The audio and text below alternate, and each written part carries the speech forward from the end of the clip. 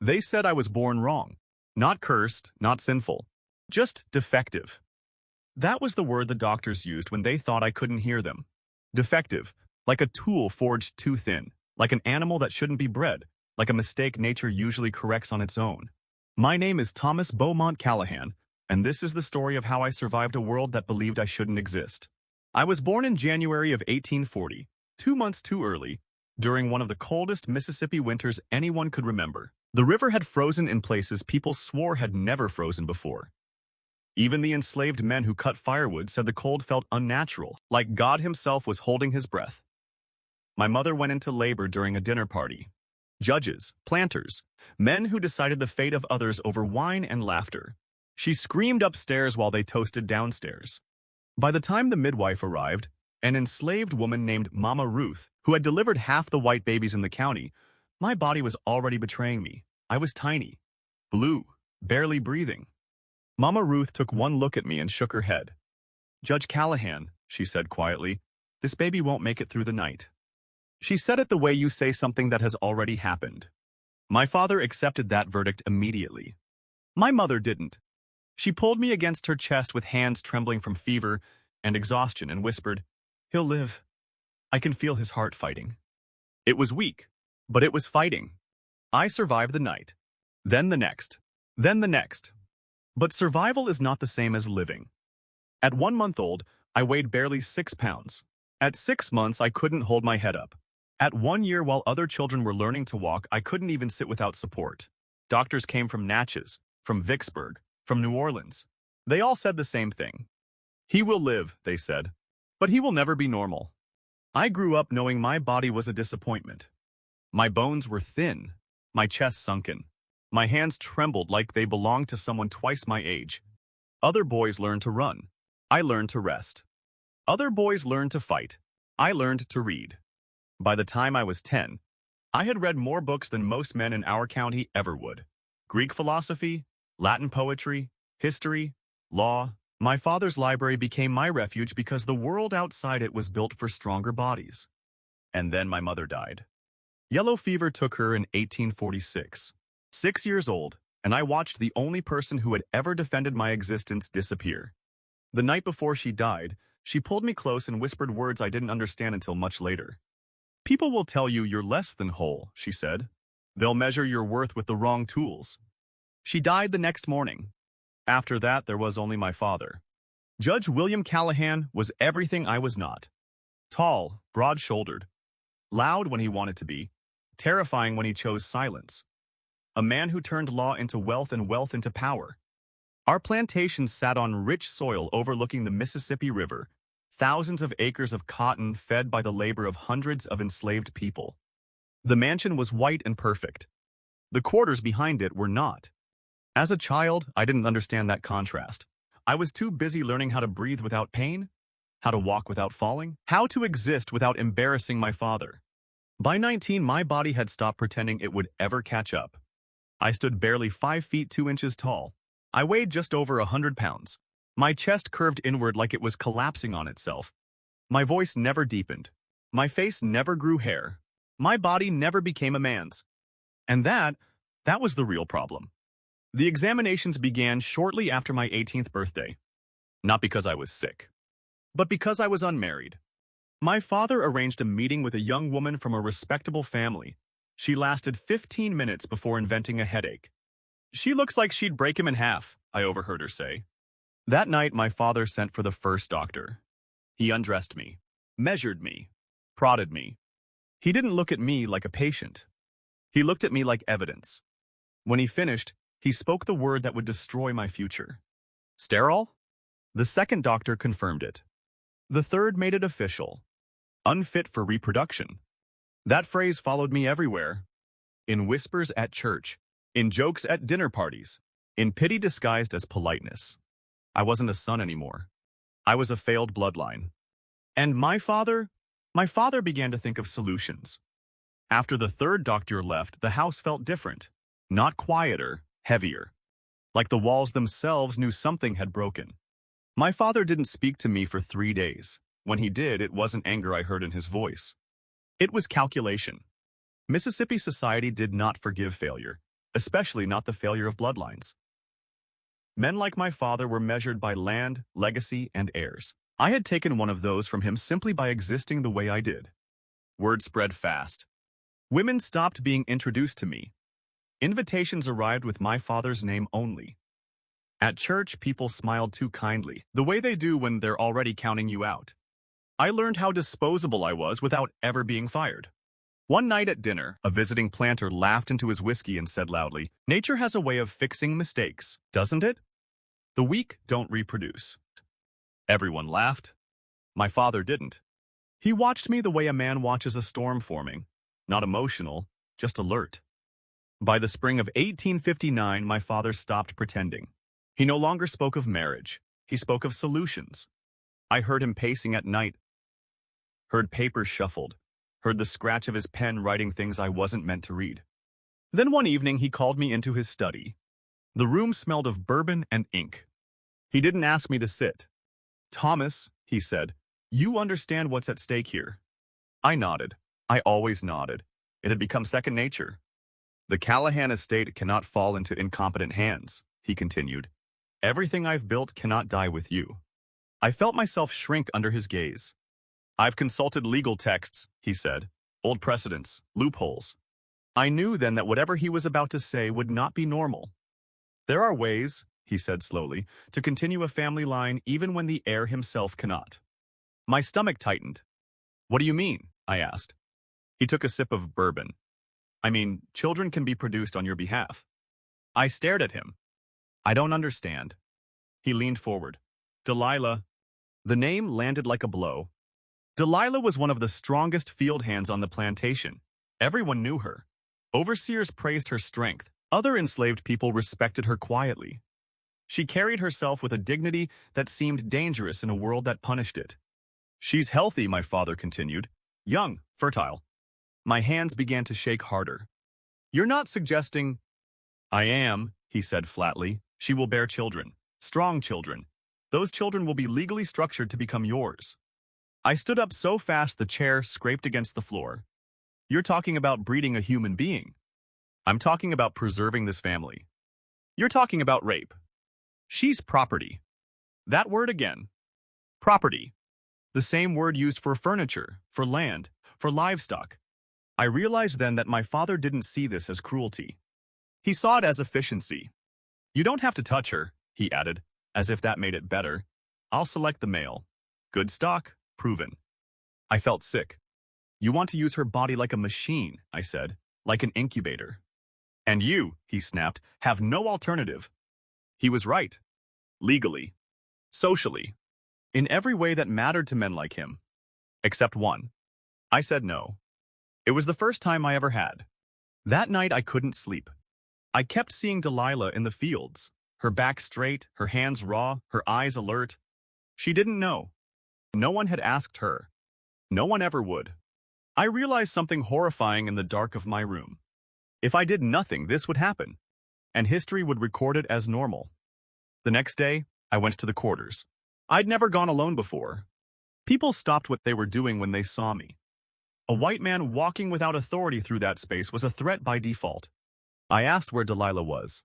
They told me she'd be back at sundown. So I waited. When she returned exhausted and silent, she froze when she saw me standing near her cabin. "Master Thomas," she said carefully. "I need to speak with you," I said, privately. Her eyes flicked around. Then she nodded. Inside her cabin, the air was thick and close. 3 beds, 1 room, everything she owned fit inside it. I told her the truth. All of it. I watched her face harden not with surprise, but recognition.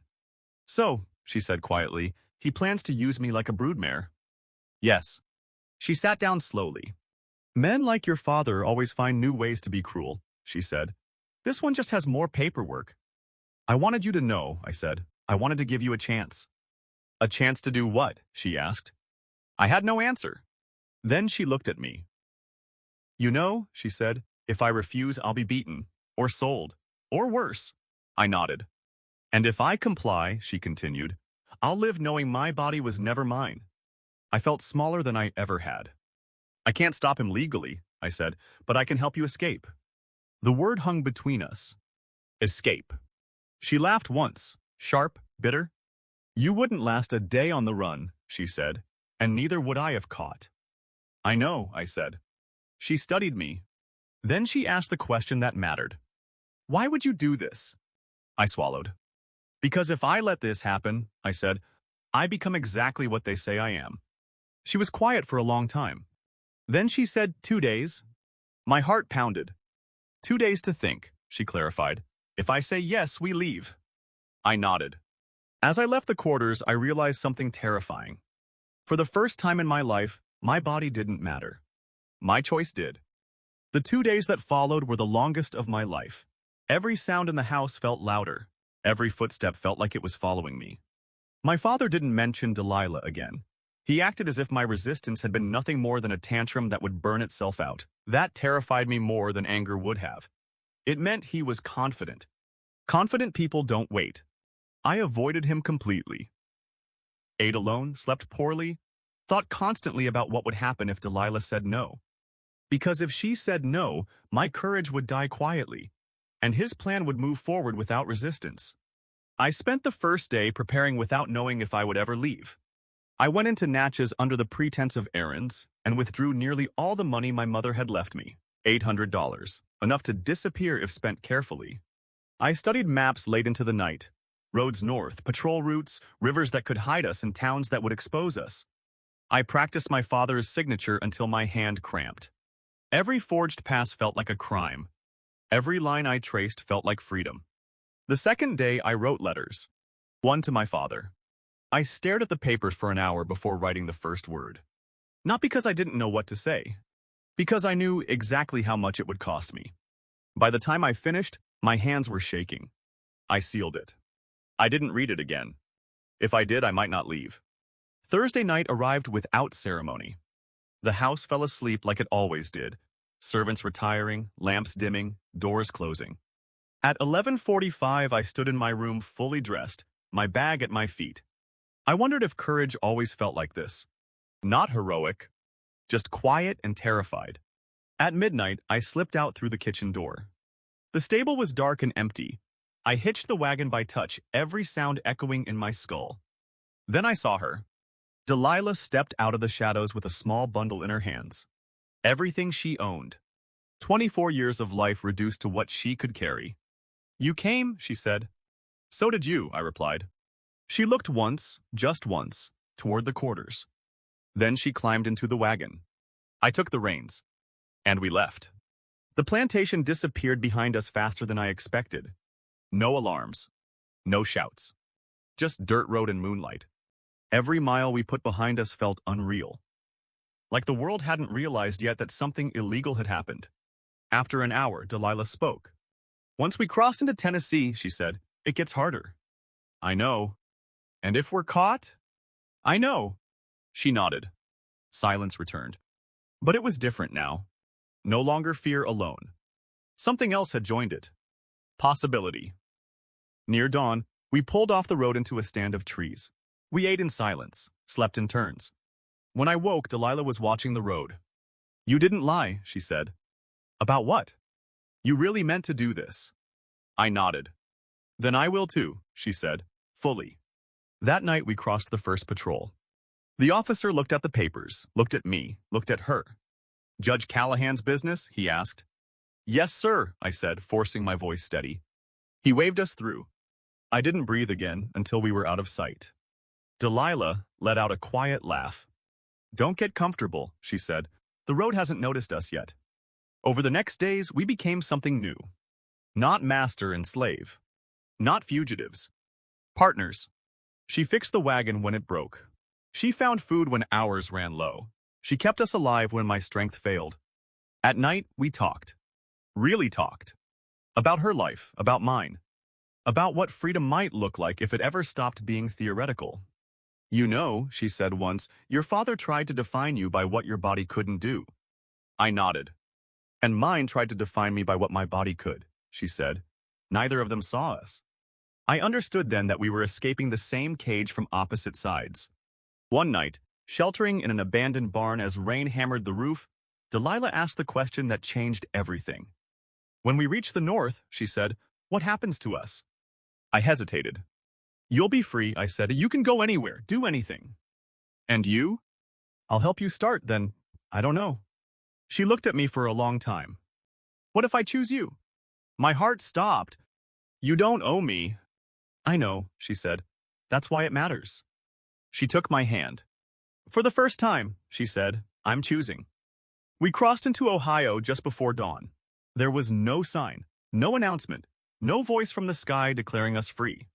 Just a muddy road, unfamiliar trees, and a feeling so strange it almost hurt. Delilah was the first to notice. She touched the ground with her boot, then looked up at me. This soil, she said quietly, doesn't own me. I stopped the wagon. For a moment, neither of us moved. Then she laughed, not softly, not cautiously, but fully, the way someone laughs when they've survived something they were never supposed to. I had never heard that sound before. Cincinnati was louder than I expected. Crowded streets, free black men walking openly, women speaking without lowering their eyes, white people who looked at Delilah and saw a person, not property. Others stared. Some judged. But no one reached for a whip. No one asked for papers. No one owned her. We rented a small house on the edge of the city using what money I had left. We introduced ourselves as Thomas and Delilah Freeman. She chose the name. Freeman, she said, because I want to hear it every time someone speaks to me. The first weeks were hard. Freedom didn't come with instructions. I found work as a clerk in a law office. My education finally mattered for something other than pleasing my father. Delilah became a seamstress. The same hands that had picked cotton now stitched dresses worn by women who never knew her story. At night, we sat together in silence, listening to the city breathe. Sometimes she cried. Sometimes I did. Not because we regretted leaving, but because survival had finally slowed enough to let us feel everything we'd carried. People talked. A white man and a black woman living together. Some assumed she was my servant. Others assumed she was my shame. We let them assume. What mattered was what happened behind our door. Choice. Respect. Something dangerously close to love. One evening, Delilah spoke it aloud. I want to stay, she said, not because I need you, because I choose you. I told her the truth. I can't give you children, I said. I can't even promise my body will last. She touched my face gently. Thomas, she said, I didn't fall in love with your body. I fell in love with your courage. We married that winter. Quietly. A Quaker minister who didn't ask questions performed the ceremony. It wasn't recognized everywhere, but it was real to us. The war came 2 years later. We couldn't fight, so we helped. Our home became a place people passed through. Men and women who had fled chains and dogs and guns. Delilah helped them learn how to live without fear. I helped them learn how to survive paperwork. One night, a man shook my hand and said, "You gave her freedom." I shook my head. She gave me mine too. We never had biological children, but we became parents anyway. 3 times. Children who had lost everything. We named them carefully. Sarah, Frederick, Liberty. We taught them the truth. That worth is not inherited. That bodies don't define souls. That freedom is chosen and protected. I died younger than most. 42. Pneumonia took me the same way it took my mother. Delilah held my hand as I faded. Was it worth it? I whispered. She didn't hesitate. You gave me a life, she said. Not just freedom, a life. Those were the last words I heard. Delilah lived on. She told our story to anyone who would listen. Not as a fairy tale, but as proof that even in the darkest systems, choice still mattered. After I died, the world kept moving. It always does. Men still argued over land. Laws were still written by those in power. And freedom, even in the North, was still fragile. But Delilah did not disappear into grief. She transformed it. She stayed in Cincinnati for the rest of her life. Not quietly. Not invisibly. She spoke in churches and meeting halls in small rooms filled with people who had never seen slavery up close and preferred it that way. She told them what it meant to have your body owned. What it meant to be valued only for labor or fertility. What it meant to have no legal self. And she told them something else. That the son of a slaveholder, a man society called defective, had chosen to stand beside her rather than above her. not as a savior, as a partner. Our children grew. Sarah became a teacher. She taught freed men and women to read words that had once been forbidden to them. Frederick became a doctor. He treated people who had been ignored by hospitals that claimed neutrality but practiced exclusion. Liberty became a lawyer. She fought laws that sounded fair on paper but crushed lives in practice. None of them carried my blood. All of them carried my name. And Delilah's strength. Years later, a young man asked Delilah why she took the risk. Why she trusted me. Why she ran. She answered simply, "Because freedom delayed is violence," she said, "and dignity denied is a slow death." She died in 1900, 65 years old, surrounded by children, grandchildren, and people who owed their freedom, directly or indirectly, to her courage. We were buried together. One stone, two names, no titles, no property, just this. They chose freedom over comfort, love over convention, and proved that human worth is not determined by body, race, or law, but by choice. History remembers numbers, dates, battles, laws. But history is also made of quieter things. A man saying no when silence would have been easier. A woman choosing freedom when obedience would have been safer. Two people refusing the labels placed on them. They called me unfit for reproduction. They called her property. They were wrong about both of us. Because legacy is not built by blood alone. It is built by courage. And freedom begins the moment someone decides they are human, even when the world insists otherwise.